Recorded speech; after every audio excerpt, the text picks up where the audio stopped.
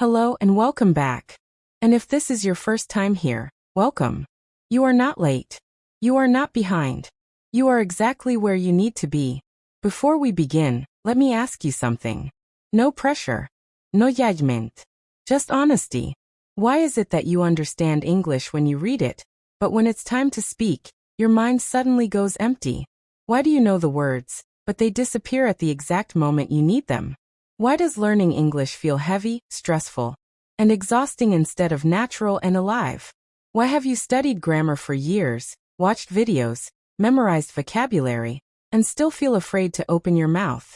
Maybe you think something is wrong with you. Maybe you believe you are slow. Maybe you tell yourself, others can do it. I can't. Maybe you feel embarrassed when you make mistakes. Maybe you are tired of starting again and again. Here is something important you need to hear. English is not hard because you are weak. English feels hard because you learned it without emotion, without connection, without life. You learned rules but not rhythm. You learned vocabulary but not feeling. You learned grammar, but not courage. No one taught you how English sounds when your heart is full. No one showed you how English feels when you are nervous, excited, lonely, or in love. No one told you that language lives inside stories, not textbooks. So today we are not starting with a lesson. Not with rules. Not with exercises. Today we are starting with a story. A story where English is alive. A story you don't need to translate. A story you only need to feel. Relax your shoulders. Breathe slowly. Let the language come to you. Her name was Clara.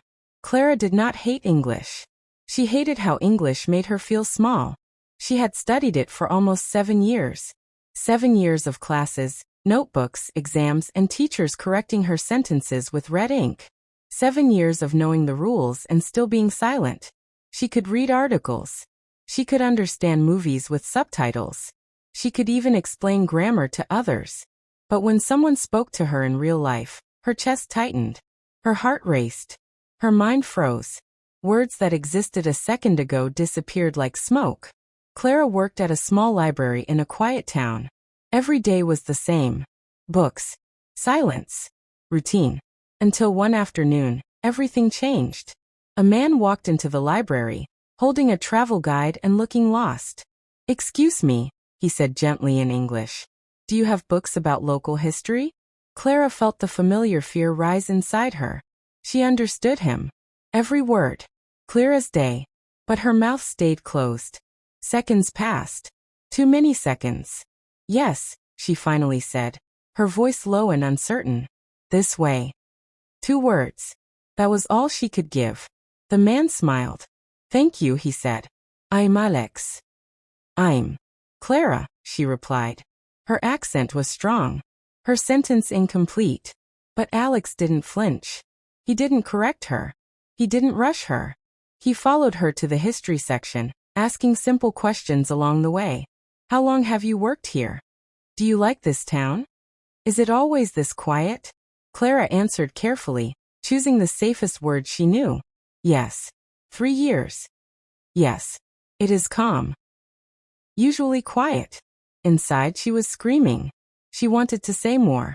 She wanted to explain how the town felt like a pause in life. She wanted to talk about how books were her escape. She wanted to sound normal. But fear sat on her tongue. Alex borrowed a book and left. Clara told herself it was nothing. Just another interaction. Just another reminder that she couldn't speak. But the next day, Alex came back. And the next. And the next. Sometimes he borrowed books. Sometimes he just sat and read. And every time he talked to her. Slowly. Naturally. Without pressure. One evening as the library was closing, Alex said, "Your English is good." Clara laughed nervously. "No. It is bad." Alex shook his head. "It's not bad. It's careful." That word stayed with her. Careful. No one had ever described her English that way. Over time, Clara began to notice something strange. When she spoke with Alex, her fear was quieter. She still made mistakes. She still paused. She still searched for words. But she wasn't ashamed. One day she said, "I feel stupid when I speak English." Alex looked at her seriously. "You don't sound stupid." You sound human. That sentence broke something inside her. Or maybe it fixed something. Clara started speaking more. Not better. Just more. She stopped translating in her head. She stopped chasing perfect sentences. She spoke like she thought.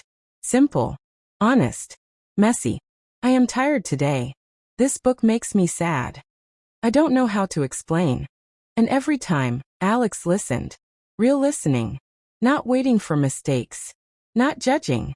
One rainy afternoon, Clara confessed something she had never said out loud. I studied English for years, she said slowly. But I was always afraid to use it. Alex nodded. Most people are. Why, she asked. Because language feels like showing your soul, he said. And that's scary. That night, Clara realized the truth. English was never her problem. Fear was.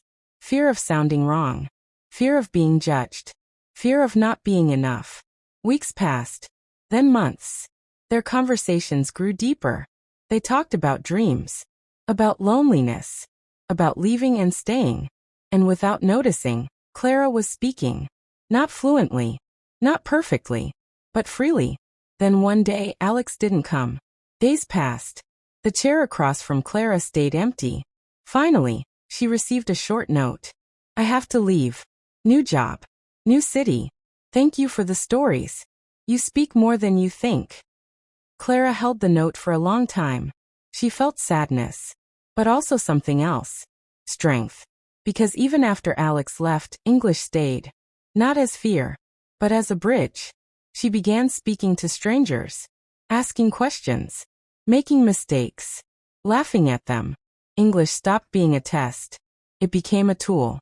A living thing. This story is not really about Clara. And it's not about Alex. It's about you. Every time you stayed silent because you were afraid. Every time you knew the answer but didn't speak. Every time you thought you weren't good enough. Fluency is not born in grammar books.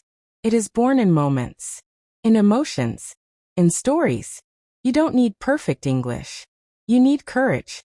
You need connection. You need practice with life, not just lessons. If this story felt familiar, you are not alone. If it made you feel understood, that matters. If it gave you a little hope, then it worked. If you are new here, welcome. Truly, this space is for learners like you. Real people. Real struggles. Real progress. If this helped you, please subscribe so you don't miss the next story. Like this video so more learners can find it. Share it with someone who feels stuck. And leave a comment. Tell me where you are listening from. English is not just a language. It is a voice. And yours deserves to be heard.